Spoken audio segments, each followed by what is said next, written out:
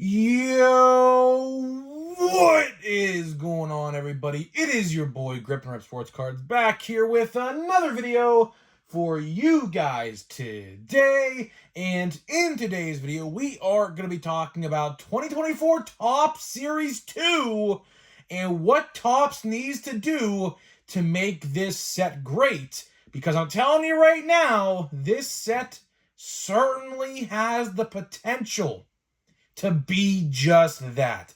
But of course, the checklist isn't going to carry it alone. And we're going to talk about things they can do to help this set sell really well in stores. So hopefully you guys enjoyed this video. But before we get into that, thank you so much for joining me on this video. Can we get 100 likes on today's video? As the like goal for this video is 100 likes. That's the best way you can help me grow this channel, is by hitting that like button. And speaking of growing the channel, we're doing a giveaway.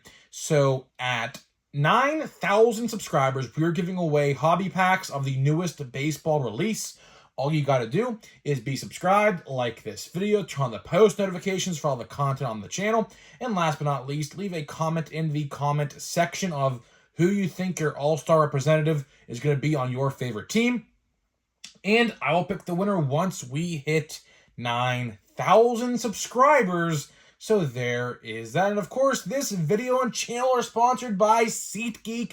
SeatGeek is the official ticket market of Major League Baseball. Guys, baseball is in full swing. And if you are going to get tickets and need a website to buy them from, SeatGeek and I have partnered up to deliver huge savings on tickets. So for first-time purchasers of SeatGeek.com, use my code GRIPANDRIP, all one word, to save $20. That is right, 20 off of your first SeatGeek purchase. So big shout out to SeatGeek for sponsoring my channel. Literally, SeatGeek is the best. There's really no other place to buy tickets from except there, really. And yeah, and of course, if you're a YouTuber, let me know if you use my code, and I will give you a shout out in a future video. Like I said, man, I've had a lot of people use my code. It's just literally like no one has said they used it, so it doesn't say who uses it, so I can't see that. So yeah, so if you use it, let me know. Like, I'll literally give you a shout out for free. So there's that. So let's get into the topic at hand in today's video, which is Series 2. Series 2, 2024 Topps Series 2. And I don't know if you looked at the calendar, but it's almost May. That is right. Literally next week is May. It's insane how quick this year has gone, literally. We're already almost 5 months into the new year, which is insane. But sooner rather than later, a set called 2024 Topps Series 2 is going to be officially revealed to the public. And right off the gate, I want to say this. Series 2 is going to be very good. Series 2, just like last year, in my opinion, might have the best base set of the year, which we are going to talk about a little bit in this video, because that is definitely one thing I do want to hit on in this video, which I might as well start with that right now, I guess, is, are they going to make Series 2 too good? What do I mean by that? Well, let's look at last year. Last year, Series 2 was phenomenal, right? Phenomenal. Probably the best set base-wise of 2023. And you go and look at Update, and Update was very bad. Update last year. Now, I know there are rookie debut cards. I understand that. But here's the thing. They do not sell the set. Rookie debut cards are literally like the worst rookie card you could possess of a certain player. So, if you pull a parallel, obviously you want the rookie card instead of the rookie debut, because it's just worth more, right? Same thing with base cards. The real rookie card is always more profitable and valuable over the rookie debut. That's just how it is, right? And are they going to make Series 2 too good? I feel like they are going to. I don't want to be right on this, but I feel like players like Jackson Holiday, I feel like he's going to be in Series 2. Now, of course, I don't know that. We are still, I mean, realistically, Series 2 releases around the June 3rd through 10th era time, right? So it's still about 6 weeks away. We're right around 6 weeks or so from that. They could realistically wait to put him in update, which they might, because right now, as it stands, and you look at what is in update, they're really, I mean, if Paul Skeens gets called up, which he's going to very soon, I hope he's in update. Because hopefully the cutoff date, which is apparently June 1st, again, that's hypothetical. There really is no cutoff date. It's just hypothetical, really. But, Paul Skeens, I would have to imagine, is going to be an update. I would have to imagine, because if they put Jackson Holiday in Series 2, which I imagine they are probably going to do, unless they hold Paul Skeens until Series 1 next year, which I hope they do not do. Because if he debuts in May, which all signs point to Paul Skeens getting called up in May, if they hold his card back until Series 1 next year, man, are people going to be upset, myself included. Because it makes literally zero sense. It makes zero sense. Mike Trout was called up in July of 2011. Update came out, October of 2011, right? He was an update. So it makes zero sense. They are literally trending backwards as a company in that sense, which it's very funny because it shouldn't be that way. You should be able to make your debut in July and be an update. You should be able to have that happen. So, to the point of Series 2 being too good, I mean, let's look at the rookies you have in there already. Jordan Lawler, Pete Crow Armstrong, Yariel Rodriguez, Shota Imanaga, which is by far actually the best international signing over Yamamoto. Yamamoto, I'll tell you right now, Dodgers fans, you could agree with me on this. They have not been good. Or I should say, he has not been good. And the Dodgers are 11-11.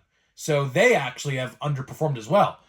But Shota Imanaga, the pitcher for the Cubs, is by far the best international signing, in my eyes, of the offseason so far. I mean, he's had, 18 scoreless innings so far to start his career? That's pretty good. And we have, Wyatt Langford. He'll be in there. Jackson Merrill. He'll be in there. Wyatt Langford. He'll be in there. So, does Jackson Holiday really need to be in Series 2? My answer to that question is no.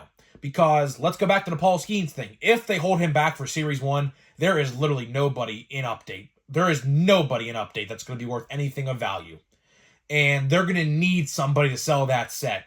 Now, if Skeens is in update, I would throw Holiday in there as well. I would still throw him in there.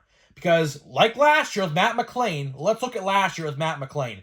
Did Matt McLain solely sell that set? Because he was by far the only position player in that set worth value. Now, Bobby Miller was also in there, but pitchers, unless you're like a Paul Skeens, which he is not, typically those pitchers' rookie cards just don't sell the product. So I could see a world where Jackson Holiday and Paul Skeens are maybe short prints in some other products, and then we get their base cards in update. That's definitely possible, because Series 2, at the end of the day, Series 2 does not need those guys.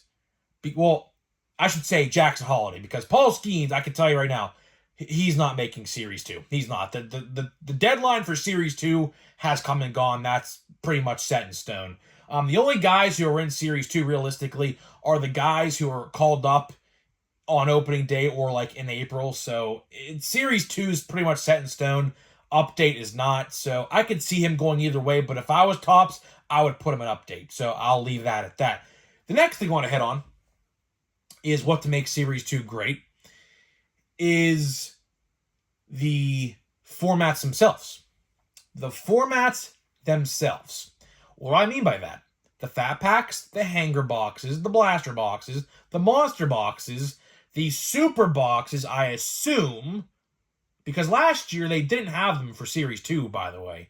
Series 1 and Update they did, but last year Series 2 did not have those super boxes. So they might make them, but if history is a factor, you look at that and they didn't make them last year, so I don't know. So stay tuned for that. But either way, hobbies, jumbos, you name it.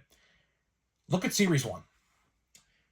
Series 1 sold tremendously because of the guarantees you get in the product. Again, the yellows, the aquas, the Easter cards, the shimmers, the speckles in monsters and supers and whatever else, right? There is a gazillion different retail exclusives. Purples, which I heard Meijer is finally starting to get the purple blister packs. Finally. So if you're buying Meijer, check your Meijer. They should start to hit like right now.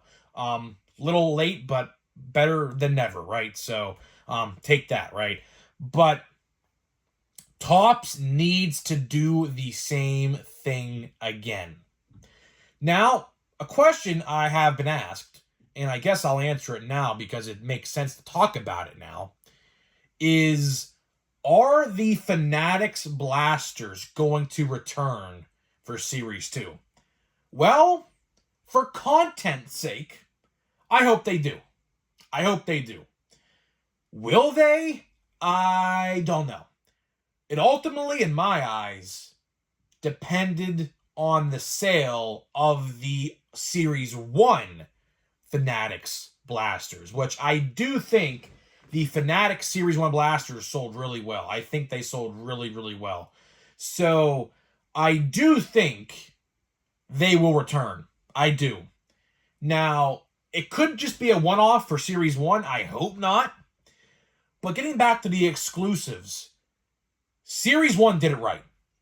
Look at Series 1 and look at Heritage. Heritage is selling piss poor right now at retail stores for this very reason. There's no blues except monster boxes. There's no yellows.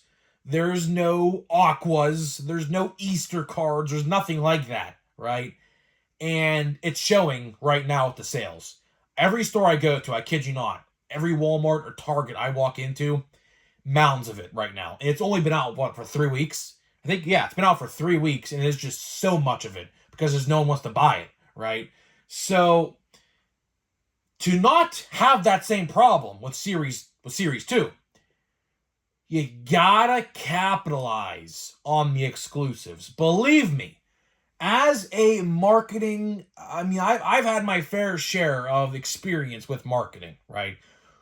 When you throw in, like on a box, like it says look for, like right here with Series 1 says look for, but instead put the word guaranteed, or better yet, like how with Big League right here, see how it says find 5 electric orange parallels, right?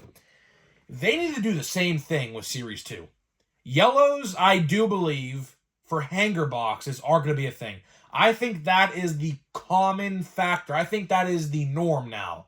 I think that's going to happen with every single set moving forward, or the yellows are going to be in hanger boxes, which is a good thing because you need something, anything, to promote the product. For example, blaster boxes. I imagine if it's a holiday, I would imagine we're going to be looking at like a 4th of July themed set. That's just a guess. But there's really no holidays in June or July except the 4th of July. So I would imagine we're going to see like hot dog parallels, hamburger parallels, beer bottle parallels, maybe. I don't know. They might steer away from that. Beach balls, firework parallels. I would love to see that. Like one parallels red fireworks, one parallels blue fireworks, one parallels white fireworks, and then maybe there's another parallel like that's really low numbered, that's red, white, and blue all at the same time with fireworks. I think that's definitely possible. I think that is going to happen in some way, shape, or form. Obviously, I don't know exactly what they're going to put on the cards, but it'll be something summer themed at least if it's not 4th of July, which, Halloween's an update, so we know what that's going to be. So that makes sense there, but, they need to put guarantees in Series 2. Retail has the purple and the blue shimmers. Those work. Those are good. I would have to imagine monster boxes are going to have exclusive 89 shimmers again. So those will probably be a thing. So yeah, there's a lot to look forward to there with that. And that's ultimately what's going to sell the product. If you give someone a reason to buy the product, people will buy it. Look at Heritage. If I buy a blaster box, what is the reason why I'm buying it? It's not to complete the set. I doubt people are buying them to complete the set. Let's be honest. What's the reason I want to go out there and buy a monster box of Heritage? You know why? The blues and the reds. There's a reason. And that's why those are selling well. The only format that is selling well right now of Heritage is the monster box because there are guarantees. Let's use Series 2. Every product should have some sort of guarantee in the formats, which is going to make it sell because there's a reason. You're trying to grab me and you're trying to give me a reason to buy the product, and that is the reason. I don't understand why Topps didn't understand that with all sets like Heritage of all sets. Listen, I understand you want to be faithful to the original release. I understand that. But again, it's 2024. That does not work now. When everything is about parallels and autographs, a set like Heritage in today's collecting world does not work. It doesn't. I don't care if you're 22 like me or 72 like some of the people who collected this set 50 years ago. It doesn't work. It worked 50 years ago, but it's not 50 years ago. It's not 1975 no more. It's 2024. And that is the real reason why that set is failing. And I don't understand why people don't get that. It's common sense. So, to wrap this video up, hopefully Topps, if you get a wind of this, because I know Topps is starting to become very social on social media all of a sudden. I don't know if you caught that or not, but they tweet like literally a gazillion times a day on Instagram, Facebook, everything. So they're out there. They're watching and listening. Believe me, they are out there. They watch, they listen, they read tweets. They're out there, believe me. So if this gets wind to Topps, hopefully Topps, because I can tell you right now, I'll promise you this right now, they are actively printing Series 2 right now, or are going to begin to do it pretty soon, like in the next week. So Topps, hopefully you're listening, and hopefully you take some of these suggestions in, because ultimately at the end of the day, I am trying to help. I do this because I want to see a better hobby, a better tomorrow in the hobby. Hopefully you take some of these suggestions and actually utilize them, because they're good suggestions. Believe me, I'm a real collector. I am telling you what us collectors want. I think a lot of people in the comments are going to agree with my opinions here. We want reasons to buy product. That's just the fact. That's just the fact. We want a reason to buy. We'll buy if there's a reason. If not, look at Heritage. It failed. Easy as that. So hopefully you guys, if you're watching Topps, take that into suggestion, and hopefully that's that. So that is all I got for you. That is all I got for you in this video today. But of course, before we do leave, we always have to open the pack of Heritage. So let's see here. Again, we're still looking for our hit. I mean, I don't even care no more, honestly. It's going to be a $5 relic, if anything. So, honestly, I do see we have a backwards card here. Literally when I open up the pack. So that tells me we have some sort of short print. I mean, it's not numbered. I mean, the only parallels you get in this are chrome. So I can tell you right now, it's not a parallel. Oh my God, look at that. Oh my goodness. You see that right there. Oh my goodness, you see that right there. My light got to pick that up perfectly. Look at that big indent. Oh man, that might be the worst one yet. That, oh my God, look at that. There's a big indent right here as well.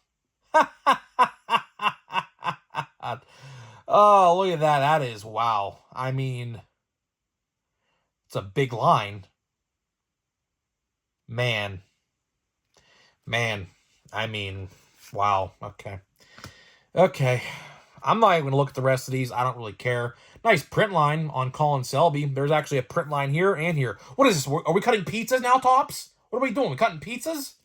I mean, holy crap. Verdugo. Another print line on it. So this pack looks to be the pack of the print line. That's nice. I'm not even looking at the damage. I'm taking a quick glimpse. I'm just, whatever. I mean, it is what it is. Nice Photoshop there. That's a nice Photoshopped card. We got Freddie Peralta. Short print. Actually, you know what this might be? This might be an action variation. All the way. Let me see the number. Okay, that's a short print. It's a short print. Cards 1 through 99 are short prints. Okay, so that's a short print. Okay. I thought it may have been an action variation, but no, it's just a normal card. And then we got Seiya Suzuki. So it is what it is. I mean, if you expect to hit big on Heritage, ain't the product for you. Ain't the product for you. I pulled one white border parallel, and that's pretty much all I could say I pulled so far. So, yeah, that is it for this video, guys. Hopefully you guys did enjoy this video. Let me know if you guys are excited for 2024 Topps Series 2, and I'll see you guys in the next video.